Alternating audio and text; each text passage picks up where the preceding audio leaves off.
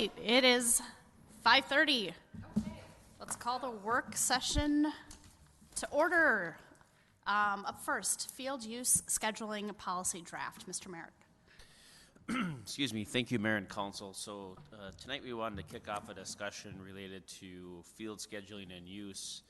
The city's really run this kind of based on tradition. We've had a kind of long-standing traditions of reserving, maintaining, et cetera, of fields with kind of what I'd call our core organizations, which would be the CCYBSA and the Black Sox.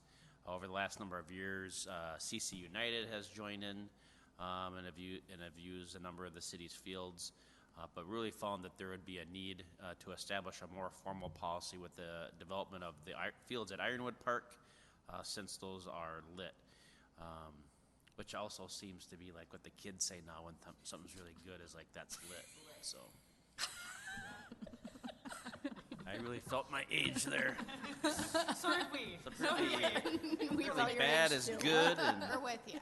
So the policy covers about a half a dozen main areas. One is it sets expectations for field conditions and closures, creates a process to make field reservations, establishes a priority system for field use, defines maintenance responsibilities of the city, sets expectations for behavior for reserving organizations and its participants.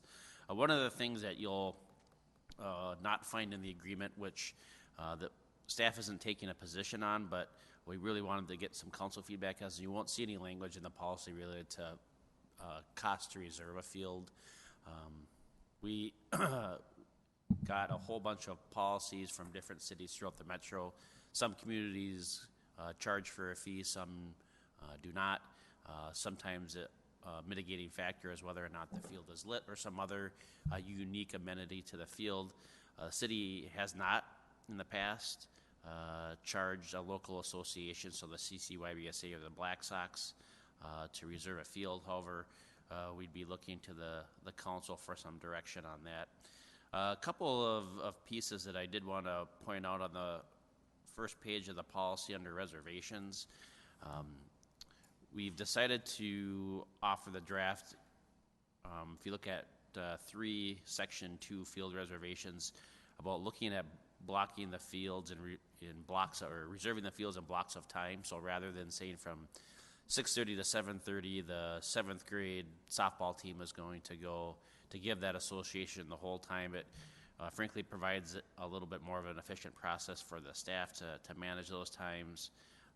The other thing that we tried to resolve within the field reservation system is the use of Community Park Field 2, or the Swanson Field, which is used by the Black Sox. We've had quite a number of issues related to organizations that are not the Black Sox, whether that be a school district team or some other team using that field. Since the Black Sox have elevated maintenance standards, the city has found itself kind of being mediator between, was the field appropriately raked, should it have been used at a certain time. And so in deference to kind of the contributions that the Black Sox have made, the policy reflects that reservations for that field will be made through the Black Sox. And so it selfishly takes city staff out of the business of trying to determine when that field is being used and for what purposes. Another thing that you'll see that was on the recommendation of the city attorney, and that was in just about every policy that we saw, was a requirement for a certificate of liability from the reserving party. And then the kind of the final piece I'll point out, and then I'll take questions, is the actual exhibit for listing priority. And the priority, there's no changes to what the common practice has been as it relates to CCYBSA, the Black Sox, and CC United. The only thing that you'll see different or new is Ironwood Fields. So there's 3 fields, 2 main fields, which are both lit, and then the 3rd field, which is kind of the practice field that won't be available in 2019. Will not. The multi-purpose fields 1 and 2, we got information from those associations related to their length of season, and essentially have tried to split it out evenly. And granted that there can be occasions where one of these sports plays it kind of in an off-season time of year, whether it's for a camp, etc. But it provides, I think, an equitable piece. Doesn't mean that, for instance, lacrosse can't reserve in October. However, football is given that priority following the protocol listed in the policy. So happy to answer any questions. So one of the notes that I jotted down, and what Brent kind of alluded to, is I wanted to have a little bit more of a discussion about the financial and the costs associated with this. I know that these organizations have certain expectations from us, and we're doing certain things from them, as are outlined in this document. And since it's such a varying practice, I'm leaning more towards wanting to explore what our neighboring communities are charging and looking into that a little bit more for the use of these fields. Well, I know that we have a fee schedule for certain groups. Is that still in place for field usage? I know there was like $25 if you were a resident or non-resident, things like that. Do we still have that field schedule in place? Yeah, like somebody wants to have a birthday party and make sure they have a field reserved. That's still in place? Okay. So yeah, historically, we have not charged these groups for these fields.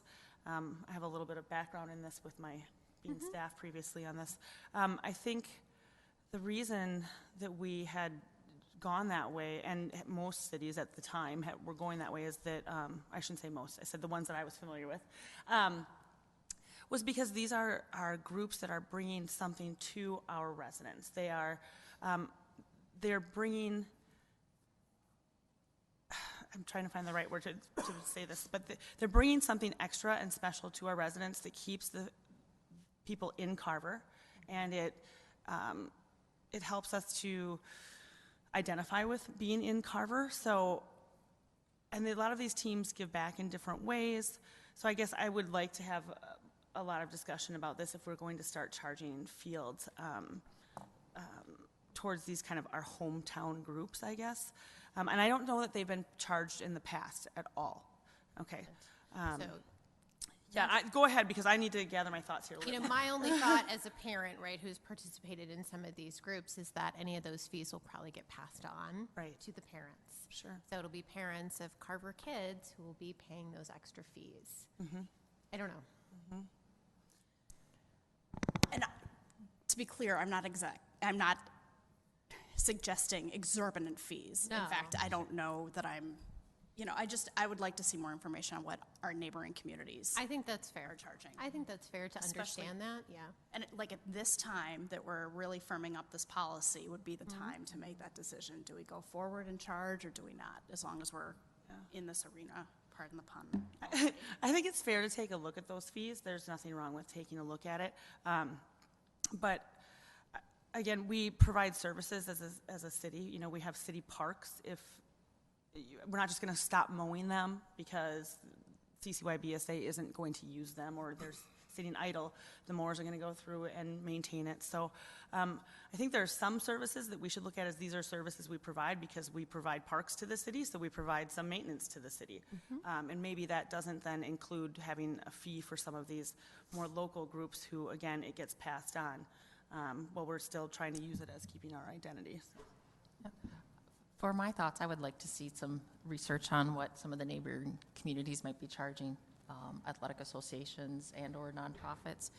I would like to see us collect some type of fee just as a starting point, nothing exuberant, but I don't know what's a good range until we kind of do some market research.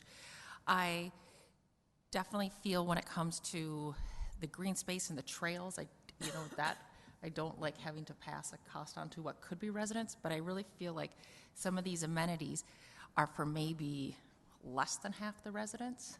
Like, even though we're saying, yes, I'm a parent too of a lacrosse player and a softball player, where it's likely the cost will be passed on, but a lot of the teammates are from surrounding communities. They're schoolmates, but they may not be Carver residents, the other families.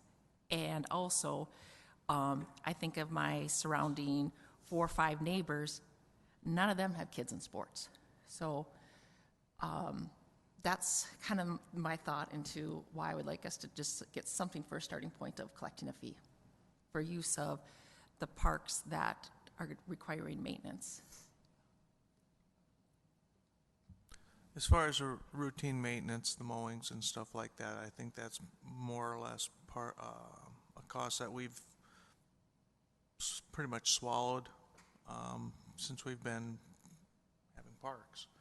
I would be curious as to if other communities charge for their lighted fields. Because just plain simply the cost of electricity. That's my concern. I wouldn't want any type of exorbitant costs, but for an outside association to pay, part of the light fee, I got no problems with that. And I guess I would want it to clarify if a fee was for certain parks, and I mean, this is too soon to get there, but would we do a fee for certain parks, not others? I think we should add that to the research. Well, yeah, and kind of like what Glenn is saying, it would be fields versus the Okay. park. So a lighted field would potentially have a fee associated with it. Simply because of the cost of the lights. Sure. And I feel like, too, when an organization is paying a fee, there's a little more accountability or commitment to. So, like, if there's going to be a cancellation, maybe they would let somebody know so it could be filled. I feel like there's just a good working relationship. As I've already seen the list grow over the years of organizations that use the field. So I think and The one thing that helps with it. in this that states is that when they're canceling, let's say there's inclement weather, that comes off of the city now, where the city used to call fields and say, okay, it's too wet, and we would let the heads of the associations know, and then they would cancel, or we actually had a cancellation line at 1.2. What's been the process in the last couple of years if there's poor field conditions and the city doesn't want people on them? So for the last year, the city hasn't been involved with that at all. There have kind of an unintended consequence, or is the fields would be closed. It was raining at the time, and then an hour and a half later it was sunny out, and so there ended up being a number of folks that were disappointed in the city's judgment on whether or not the fields were closed. This policy does give the city the ability to do that. We're just going to provide it via the website. So I think it's, you find this section here. Yeah, it's in there. Section 2. I think by 3, we're going to close it by 3 p.m. and if they don't see the post, then they're assumed to be open. I think it's at 2 p.m. So in theory, that block 3, Yep. if you had a 4 o'clock So reservation. We're not going to get in the habit of doing it, but if we feel like it's going to really be damaged, then we're going to call it. But we really want to make sure that the users are invested in the process as well. But we will work with Brian's team and admin to close those if we feel like it's not in the best best long-term position of the future use of those fields. Brent, I have a question on that. Do we have the resources then to have somebody do that on a Saturday or Sunday if the scenario played out? Yep. Okay, thank you. I have another comment then for if we're going to start charging, once we get more information back and we have some more talk about it, but they're striping their own fields and they're doing that extra work themselves. So, yep, we drag the fields. The Black Sox are different. They do a whole different kind of deal because, like you said, they have an elevated expectation for their baseball field. But for the softball fields, we're dragging them. But when it comes to putting bases out and striping and all that, that's the responsibility of the association.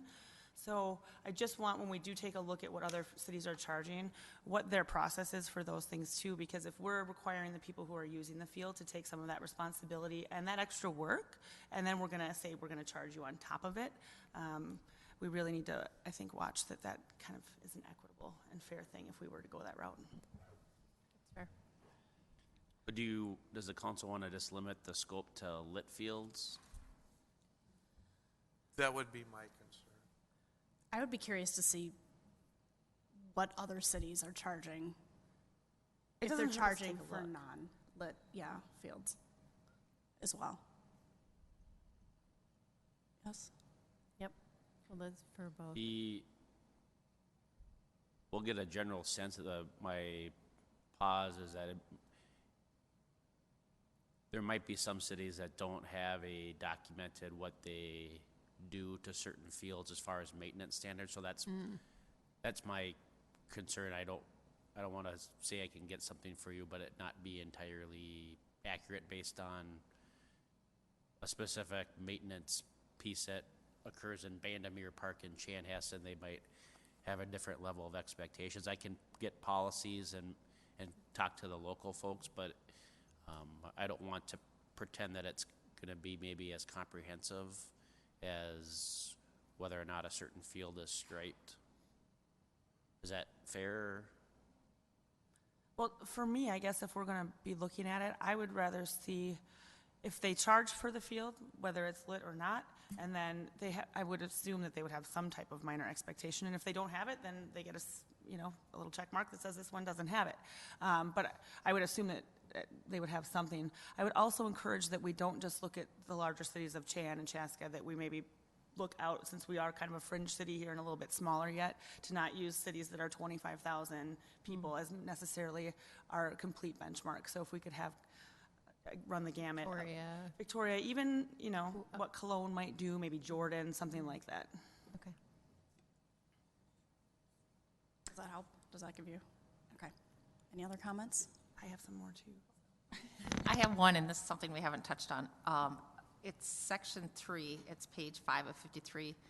And number 8, when it talks about field reservations will not be taken from 1, for-profit business, and then 2, the athletic association groups outside of Eastern Carver County schools.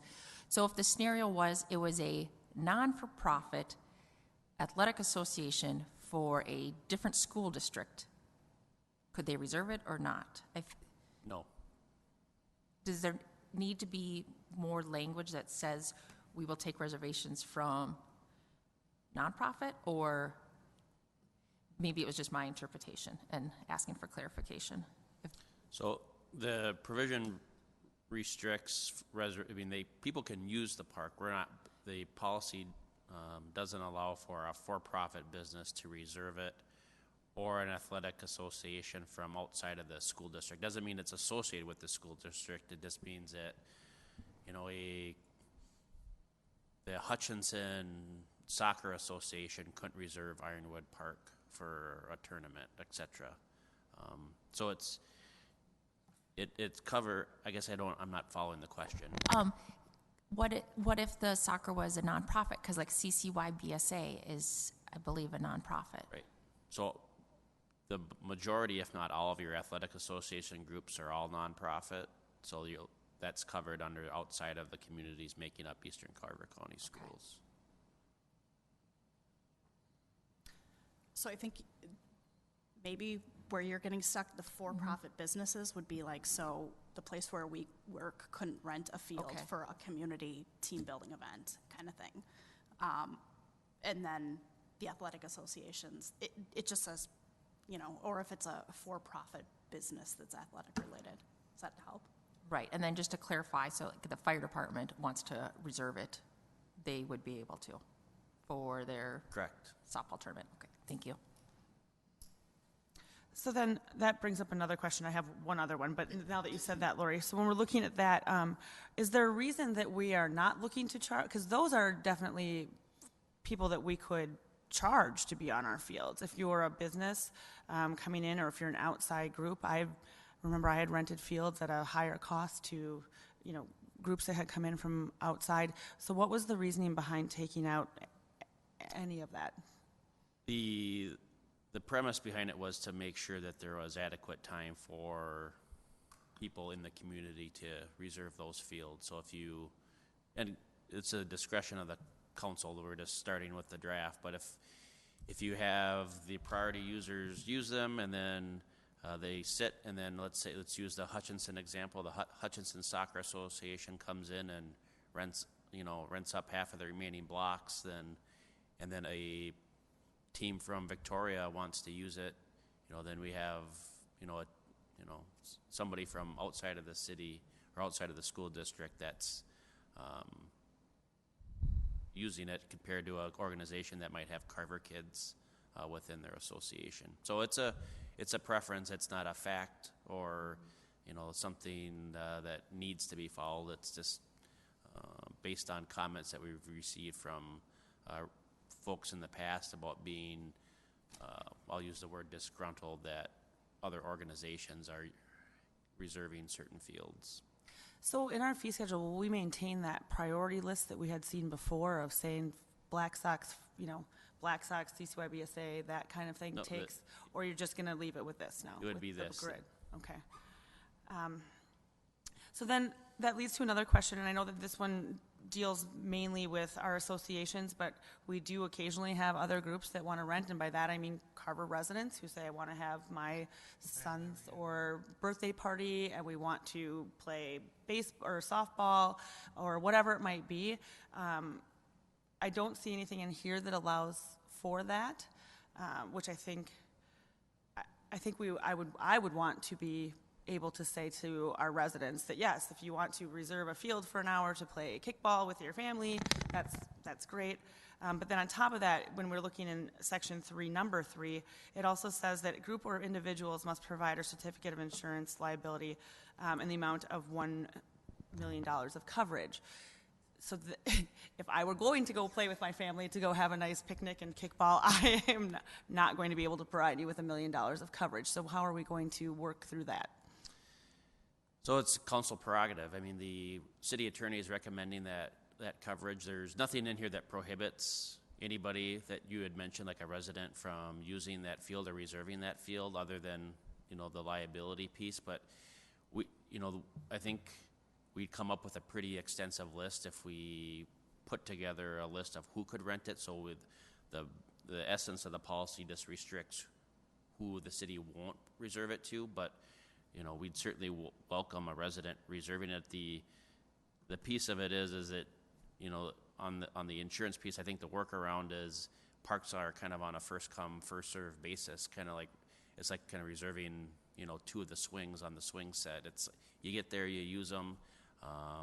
If there's 99 times out of 100, there's typically not something going on there. But you're correct. There is an opportunity for expectations under the current policy for that liability coverage to be an issue. And I think the issue comes in that if we require it of some groups and not other groups, then we get into issues as well. So I'm happy to follow the council's lead on how you want to address that. Have we required that liability insurance in the past, or would this be the first time for these groups? We required it with certain organizations and not others, so the goal is here to be equitable in that enforcement. But the Black Sox have been required to provide liability. I'm not certain on NCCYBSA, and soccer, but other groups haven't, and so it only, it takes one issue where someone said, someone from the Black Sox says, why are we paying for that coverage, and Glenn's not, so. Well, I'd be interested to hear what the rest of the council thinks about that. I mean, for myself, like I said, to exclude a group who wants to have a family reunion and it says that, everyone's coming and we want to play softball, but we can't actually reserve a field. And then if we do, we have to look at $1 million, so. I can certainly understand the city attorney's point of view on this one, but the reality of the matter is we do not want to dissuade our citizens from having a family get together at one of our parks simply because the liability insurance. Larry, let's be real. I look at it where there's got to be some common sense where if you're going to go use a park, you have to take ownership of some of the stuff that goes on. If you get hurt at a park, chances are it's not the park's fault. So I understand, but the $1 million policy for somebody that wants to have a little family get together, that's a little egregious. Is the shelter still available to rent? Yes. Okay. I like how it's written up because it protects the city. I understand. I would rather see the fields at that more personal, that family gathering residential as a first come, first serve availability. Still have to reserve it. No, you could just kind of hope you go there Sunday at 2 o'clock and it's empty. And if it's not, you're going to walk 100 yards and go to the next field.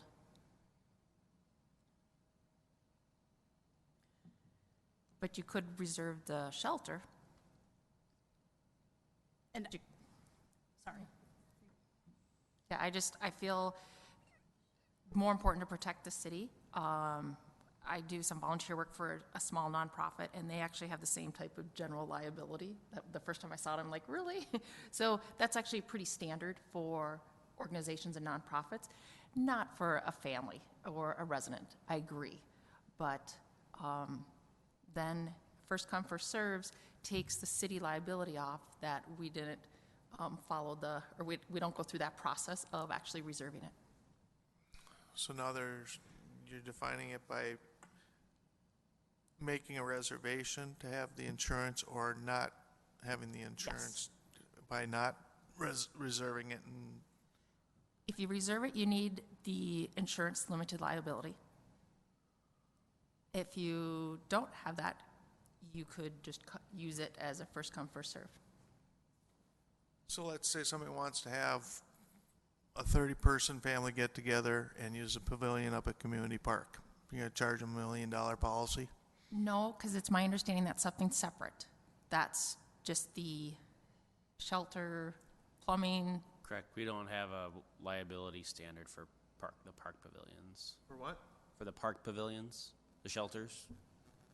Just for the fields. So if they want to, by chance, use the field that's there, then you're going to charge them or you're going to make sure they have the $1 million policy if they want to go play? Well, it's in its draft form, so I'm going to follow whatever. It's not me. Yeah. What Lori's suggesting is that an individual resident can rent any park pavilion space without a liability insurance. They can pay the normal fees and rent those spaces. If they want to reserve a field, they would be required for that liability insurance, just like any of our other organizations who are reserving those fields. Now, if that party goes to the pavilion and a field is open and not being used, they can go ahead and use it, right? People do that all the time. Yes, they do. So she's saying, as a first come, first serve, is, if it's just free and open and available and they didn't reserve it, they would not be required to have that liability. Right, but I think the way we're talking about is that if you have this plan, right, like, so this is going to be our day and we have this plan Yeah. and you get there and now you can't do it. Right, because there's something else going on, Yep. somebody's reserved it. Yep, so I think that's kind of where that's heading on that one, but. Yeah, I don't know. For the same reason that Lori said, in the sake of consistency, I have no issues with the certificate of insurance and the liability because of the liability concerns. We live in a litigious society. And my guess would be that if you did reserve a park space and you did have your family gathering and there were people reserved using the fields, they would likely be one of those organizations, right? And they would get priority per our exhibit, right? From a reservation perspective. A high Probably. percentage of the time. High percentage of the time, that would likely be it, right? So it would be difficult for an individual resident to reserve.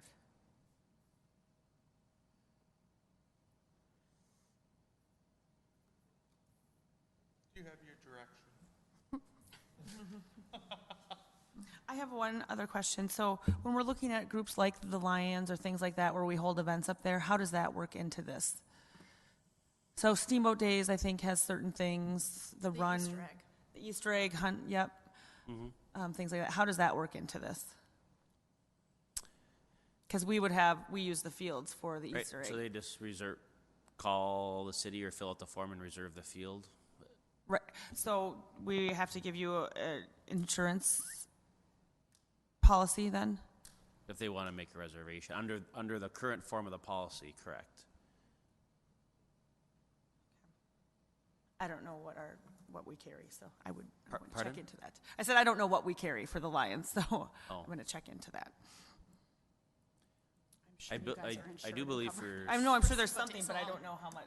Well, Steamboat Days is a subset too, so that's not necessarily, they're the same and yet different, so I would need to check and see what that looks like. But I think the council has hit the nail. I mean, this is just a matter of your comfort level with liability. You certainly could remove it. You can keep it in. It's in some policies of other cities. It's not in others.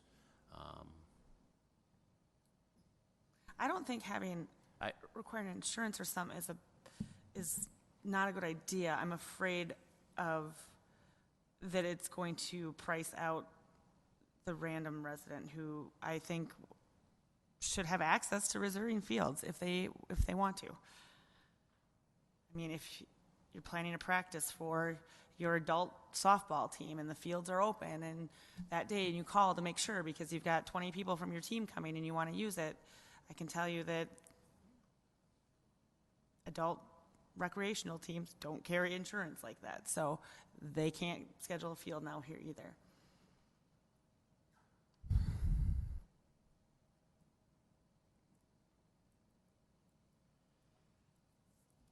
Any other questions, comments? You So clear? The to-do Clears that I my- have is the council would like to see a fees kind of survey done of neighboring cities of not just large cities, but similar sized cities along with corresponding maintenance standards. That's the kind of the to-do that I have. Is there anything that I missed? An idea of those neighboring fees of what their policy is, if it varies on a lighted field or not. Yep. We good? Okay. Moving on to our small cell discussion. Ms. Smith? Thank you, Mayor and Council. I'm not asking for any formal action tonight. It's just a discussion right now. The Planning Commission recently reviewed this at the February 21st meeting, so I'll give you a little overview of that as well. So there has been a change in the Minnesota legislature that has allowed small cell technology throughout right-of-ways with limited restrictions. So cities are actually not able to prohibit small cell technology in any district. So we have a right-of-way ordinance that the city adopted on February 5th, 2018 that Larry Harris, the city attorney, drafted that covered a lot of our small cell bases. So there's a permitting process, there's a fee process within that ordinance. So the discussion tonight does not consider that ordinance at all. This is a change that would live in the zoning ordinance or chapter 50 of the city code. So the change tonight would be to have small cell wireless technology be a conditional use in the historic district and the residential district throughout the city of Carver. So again, we can't say in this area you cannot have this technology. It's a permitted use based on recent law change, but through a conditional use permitting process, there would be a review by the Planning Commission, a public hearing would be held, the City Council would also take a look at it, and then at the same time we would be able to add some conditions. So a conditional use permit, you're able to build some language into it, so a condition potentially could be that the small cell technology needs to be the same color as the pole. That would be a common one that cities probably would do. So again, this isn't changing our right-of-way ordinance or that permitting. So currently, we have an installation fee of $200 that's paid at the time when someone says, I need to put a small utility in the city's right-of-way. We additionally collect $150 annually to have that structure in our right-of-way. And then we also have a $25 fee for maintenance. So none of that changes with this. It simply adds that it is a conditional use in the historic district and the residential district. Would that be per telephone pole or light pole? So depending on how an application comes in, it's typically for a permit. So if someone says, I'm doing a long stretch of 3 poles, it probably would just be one application. Okay. So the Planning Commission reviewed at their meeting on February 21st. Generally, we're supportive of the idea. and liked the idea of protecting the historic district a little bit just to make it look as uniform as possible. There's not much we can do beyond that to say it absolutely cannot go here, but this at least gives us the option to work with the applicant on creating some conditions. Questions, comments, thoughts? Ms. Smith, I have a question. Does it need to be on an existing pole? Can they construct a new pole? Either. Thank you.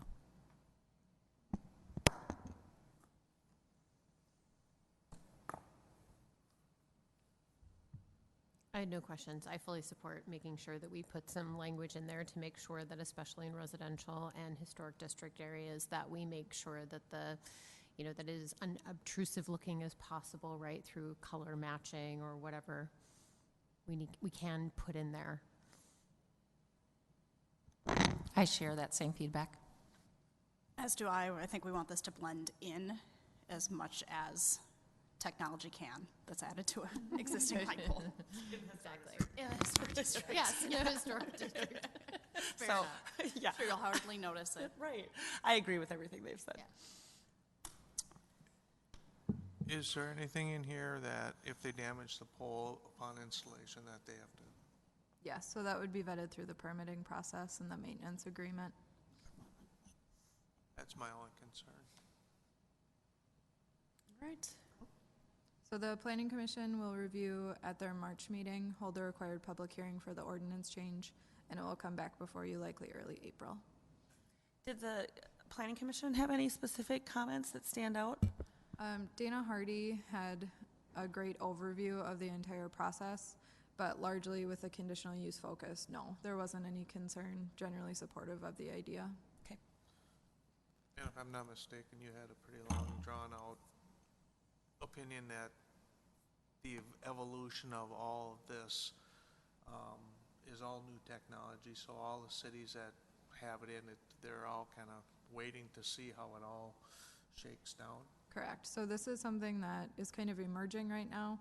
So this ordinance is subject to change as cities begin to implement, start to regulate it in a way that we can. So this one might be before you again at some point to do some revision as we start to learn more about it. But it is something that a lot of cities are dealing with right now. All right. Moving on, city manager's report. Mr. Merrick. Excuse me. Thank you, Mayor and Council. Of a number of things as updates or informational pieces. At your next meeting, which would be March 18th, we're going to have a report on the 2017 improvement project. So if you remember, a lot of that work was actually just finished up this year with some related work from GMH. And during that process, the city had a change in engineering services from Stantec to Bolton and Mink. There are a number of issues, long story short, were pretty heavy as it relates to engineering costs, and so we'll be bringing the true up of that project number to the council, but it's in the neighborhood of 35 to 40,000 that will be coming for a resolution for transfer of some funds. We do have two sources of funds. One is an old street project that the city did back in 08 or 09, has a $20,000 sitting in it. And when you have a project fund that's generated funds through bonding, through a public hearing, et cetera, that those funds can either be put back into debt service or put towards another project that followed the same process. So this would qualify, so that is $20,000 worth. And then the other piece is related to, come out of the special capital. One of the things that we've really, as a team, pushed on Bolton and Mink is to really tighten up how we estimate project costs for engineering, especially in light of the two kind of current projects that we have, which is the 2019 project and the Commerce Drive project. I think one of the things that's contributing to it is they do a really good job of feedback and follow up, but some of these issues that take a lot of time and involve a lot of resident interaction ended up costing us. And so one of the pieces that we're looking at is how can we become more, as in full-time staff, become more a part of those processes? Are there certain things that we can do to mitigate some of these costs, but also just having a better budget number. I think the 2017 was a little bit of a one-off because of the duplication in services that we had between Stantec and Bolton and Mink, because we were frankly quite a bit over once Bolton and Mink even came on board. So it's just something that we're going to keep working on. Any questions related to that? I'll have more detail at your next meeting. Yes, Councilmember Henry? Is this something that Larry Harris is going to have to get involved with? No. All right. There was one point last year where there was an engineering issue with a resident off of, I think it was 3rd Street, with water coming into her garage, where we were going back to Stantec to see if they were going to help us out with some of the engineering fees for that. Did that come to resolution? Yes, that they didn't feel like they were liable, and Okay. I don't think if we provided an update to the council based on the costs it would take to litigate that, we'd be far more in expense. Okay. I mean, if the council wants to revisit that, we certainly can, but Okay. All right. But her issue, I believe, has been fully resolved, so at least we got there. Good. Yes. And in the end, that's important. the Yes. somewhat related to that, so the bid opening for the 2019 project is Thursday, so hopefully get some good bids. Councilmember Mock had requested that the city do an enhanced job in sharing HPC regulations with impacted residents. So the team is working on a mailer that would send out the residential and commercial design guidelines to folks within the district. And then Aaron, Mark, and I are working on what would be akin to an open house where people could come in, ask questions. We might have bring in someone who could do a demonstration on how to refurbish a historic window rather than replacing it. We're kind of brainstorming ideas, but I just wanted to let you know that that was on the radar. Related back to the 2019 project, the city attorney and engineering staff and I met this afternoon along with the city clerk to talk about how we'll go about notifying residents of the option to assess their connection fees and private connections for the 2019 project. So we're working on a draft letter. We'll share that with the council to kind of spell out what we'd be offering and what the process looks like prior to that letter going out to impacted property owners. And then the last piece is the Met Council has reached out, and Aaron and I are going to be having a conference call tomorrow, but they're interested in bringing out the new chair of the Met Council to talk about affordable housing and workforce housing issues, and doing that at the Carver Crossing complex. And so as more details develop with that, we'll share those with the council. All right. Any city council requests? Joy? I don't have anything. Glenn? Not at this time. Okay. The only thing that I had, we talked a little bit at the last meeting about how we wanted to communicate the levy project in the context of the HPC, not the HPC open house, but the kind of the open house that you would do for downtown residents. I think we need to be ready to share some information about the levy project too, because those two groups of constituencies are pretty much the same folks who live down here and who would be affected by that. So Good opportunity. it would be, Yeah. and potentially, I don't want it to hijack what you're trying to do there, but For it's the the HPC, So- bring somebody in, learn how to do a new window, whatever. So I think they're two very separate items. So Absolutely. Okay. So But it's the same group of people. Sure. So in the chances that folks would come to,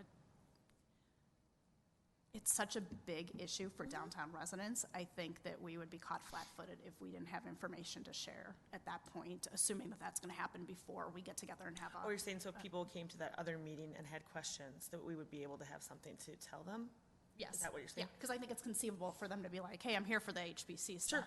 Yeah. However, So I hear having- rumblings yeah. about, Yeah, having some information ready, whatever that looks like, I think would be good. And especially with the spring thaw coming. not sure it's coming. But, Oh, it's coming. Let's be positive. but with that, any other requests? Nope. You look like you're thinking. All right. I would entertain a motion to adjourn. So moved. We have a motion by Councilmember Henry Second? and a second by Councilmember Mock. Discussion? All in favor? Aye. Opposed? Motion passes.